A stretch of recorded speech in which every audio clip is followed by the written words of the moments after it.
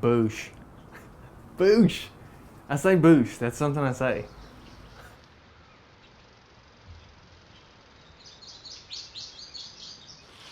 I don't think I've ever made pancakes this smooth once.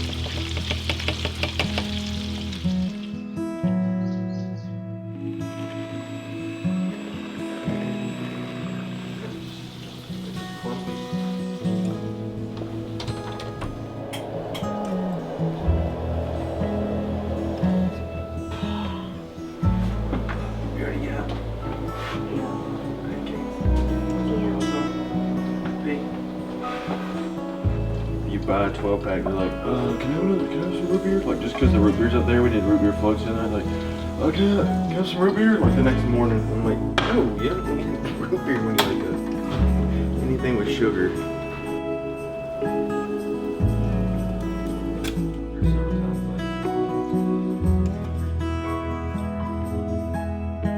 If my family wasn't involved in what I was doing, then I wouldn't want to be doing it.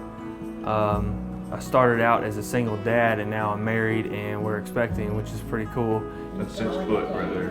If there's one mark, it's a foot. I have 2 kids that are involved in it.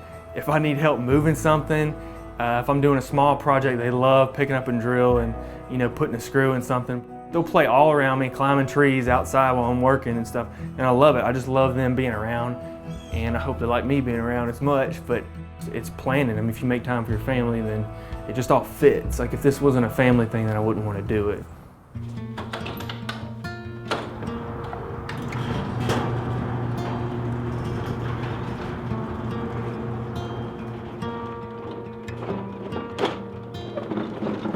So right now my space is my garage. It's a 1-car garage. Every now and then I'll refer to it as the shop, even though it is a garage.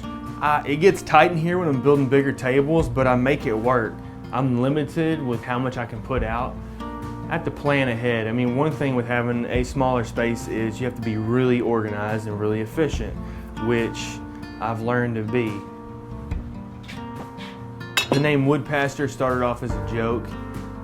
I was building for staging and then just random builds at my church, and I was like, how about y'all hire me as a full-time first ever wood pastor?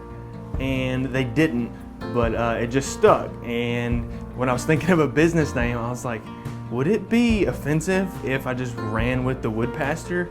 I actually asked my pastor, do you think it'd be offensive? And he said, no, I think it's great. I think it's hilarious and original. And I asked some friends, and I was like, all right, I'm gonna do it. So I just titled it The Wood Pastor.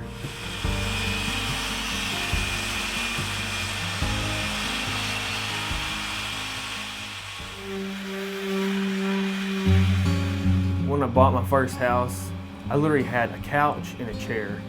I didn't have a bed, my son didn't have a bed, and I wanted to make sure he was comfortable before I was. And I wanted it to be a cool bed. I don't know why, I just got it in my head. I want to build my son a cool bed, maybe because I wanted a cool bed when I was younger. And I remember having bunk beds, and they just were cool because you could make forts out of them, even if you had a lower bunk. I don't even think he cared what kind of bed it was. He was just happy that his dad was building a bed. And he was probably surprised that I was even doing it because it's not something I do. I didn't build. So my grandpa comes in, he literally breaks out his measuring tape, and the head of the bed was 3 inches narrower than the foot of the bed. So basically it's at a square. Literally just give me a hard time about it. I was like, well, what do I do? He's like, well, nothing now. And he's like, what about this ladder? So he just starts picking my bed apart. And I was like, I don't know, what about the ladder? He's like, it's underneath the bed. You need it to be in front of the bed so I can get up over it. And I was like, okay, so what do I need to do? He's like, I'll just build it. So he basically built a second ladder that attached to the first ladder. And I was like, if I ever build something again, I'm gonna plan ahead. Like, I'm gonna look up plans or just have a plan, and it's gonna be square. Raise the grain like ahead of time. As an elementary school teacher, I work with a bunch of women, and they have kids. So a bunch of women started asking, hey, can you build a twin-size bed for my son or my daughter? And I was like, yeah. I didn't really think it would turn into anything until several people started asking me to build a twin-size bed. And once I didn't know how to price, like I didn't know, I was just doing it because people were asking. I built my first few beds with just a circular saw and just a drill. Those two tools will get the job done, but you're going slow.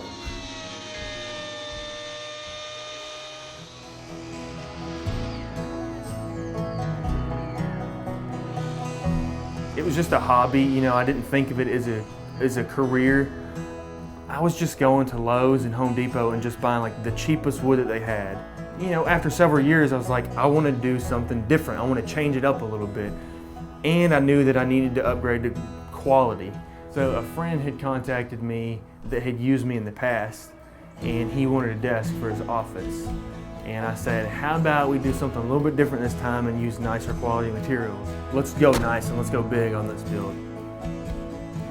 I had been to a hardwood shop and I was like, I'm gonna get some materials from this particular shop. I'm gonna make your desk the nicest desk you could ever have. You know, in my mind, I was just trying something new, but I was like, I knew I could do it. I just needed the materials. I picked out the wood, I designed the desk. Whenever it was all said and done, I loved how it turned out. I was so proud of it. I was like, this is the avenue I want to start taking. I want to do more of this, you know, I want to do more of what I want to do. I was hitting this wall before, you know, I was limited. And then on this particular build, it seemed like I just broke a barrier. It basically just validated, hey, this is the route that I need to go. I started thinking, I can make this a career. I can do more of this, what I want to do.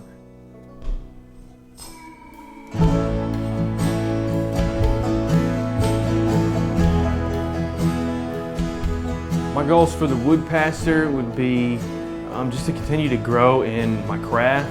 I love anything art, and I feel like I'm good at it. I love it. People continue to buy from me. It's fun, you know, it's fun to move your stuff all across the country. It's not just a money thing, it's really fun to give a piece of what I've made.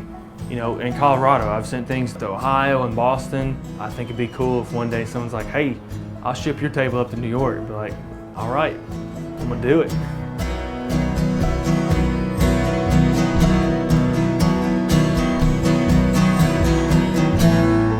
My name's Michutka, and I'm the wood pastor.